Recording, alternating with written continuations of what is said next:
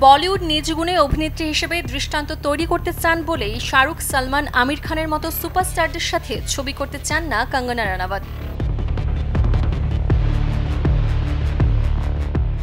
ব্যক্তি জীবনেও এই অভিনেত্রীকে দেখা যায় একাই সকল ইস্যুতে সাহসিকতার সাথে লড়তে, এমনকি সদ্যই ভারতীয় সাংসদ হিসেবে শুরু করেছেন রাজনৈতিক জীবনও।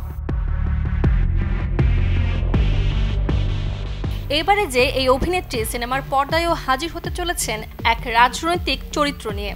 বলছি কঙ্গনা রানাওয়াতের মুক্তির অপেক্ষায় থাকা ইমার্জেন্সি ছবির কথা।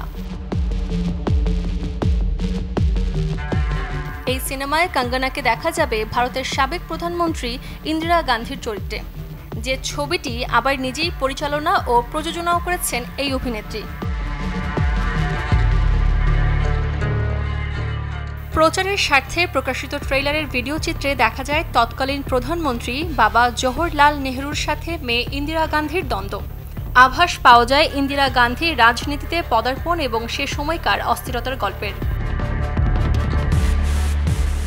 গেল বছর নভেম্বরে ছবি মুক্তির কথা থাকলেও নানা কারণে পিছিয়ে অবশেষে প্রেক্ষাগৃহে আলোর মুখ দেখছে ইমার্জেন্সি।